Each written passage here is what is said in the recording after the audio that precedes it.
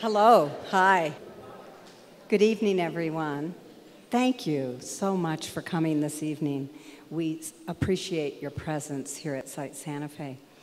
And on behalf of Irene Hoffman, our Phillips Director and Chief Curator, and also on behalf of the Board of Directors, I'd like to welcome you to Site Santa Fe. Tonight, especially big thanks to James Kelly Contemporary. They are our co-sponsors for the evening's program. As well, we are ever grateful to the Marlene Nathan Meyerson Family Foundation for support of our art and culture programs. Yes.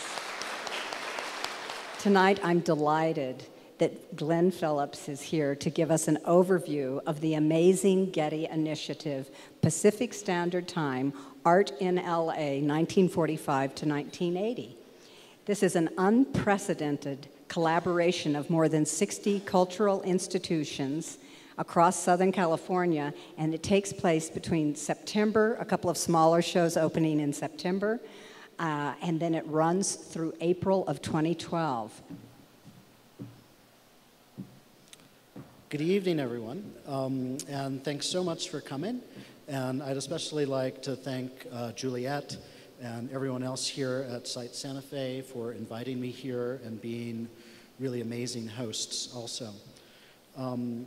So I'm going to give you an overview tonight of this incredible project that's about to launch in Los Angeles in October called Pacific Standard Time. This is an artwork that many of you may know by Joseph Kosuth called 1 in 3 Chairs. And I want to be clear here, this is not a work that was produced in Southern California, but I want to use it to illustrate a point. So this is 1 in 3 chairs, and this is an example of the work installed perfectly. This piece basically exists as a set of instructions that you are supposed to execute each time you want to display the work. And there are basically 3 major conditions to the piece. What you're supposed to do is take a chair, any chair, and set it up in the gallery exactly where you want it to be displayed, and light it, and then photograph it. And then you take that photograph and you print the photograph so that it's the exact same size as the chair itself, and you hang that photograph to the left of the chair. And then third, you print up a dictionary definition of the word chair, and you hang that to the right of the chair, and you hang it at the same height as the photograph that's at the left of the chair. So it's easy to see here, this photograph was taken in the exact spot. I mean, if you look at that darker piece of wood that the front leg of the chair is next to, you can see it's right there exactly in the photograph. And you know, everything in this installation has been done perfectly. Here's another installation of the piece, and here you can see the chair was not photographed in the gallery where it's supposed to be displayed. You can tell that because the floor is different in the photograph and in the gallery that you see it in. Here's another installation where it has the same issue, and what you see is, in fact, they're using the same photograph. They basically just, they lent one photograph, you know, the same photograph from one venue to the next.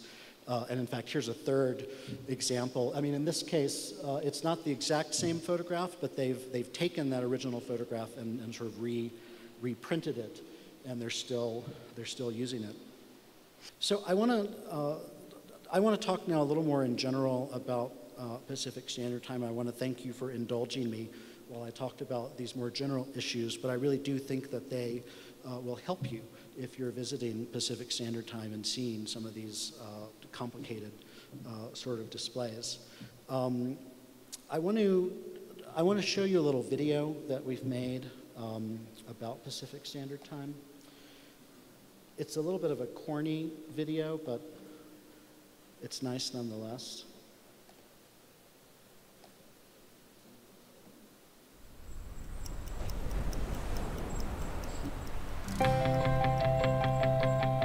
Before the LA art scene became the LA art scene, it went by a lot of other names. In Venice, it was called Wallace Berman. In MacArthur Park, Peter Voulkos. And out in Pomona, it went by Domingo Ulloa. In Watts, it was Simon Rodia, followed years later by Betty Saar, who watched him build the towers as a kid. On Sunset, the whole strip, it was Ed Ruscha. In East LA, it was ASCO.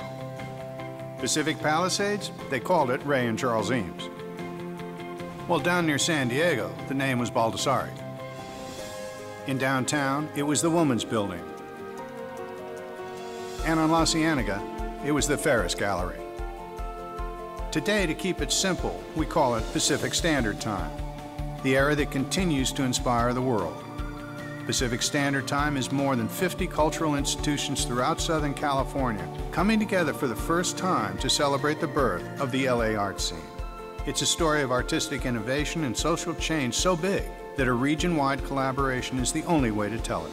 The whole notion of turning Southern California into one big extended museum with the freeways functioning as the hallways between the galleries, it's a very exciting idea. One of the important things that has come out of this initiative is a surveying and documenting and preserving of the archive to tell the history of what happened in Los Angeles in the middle of the 20th century. Very often, the people in Los Angeles don't even know their own history. They don't know how extraordinary the things are that are around them. So the Pacific Standard Time exhibition and this whole collaboration with so many institutions and organizations will give everyone here that opportunity to feel it, to understand it, to be excited about your own hometown.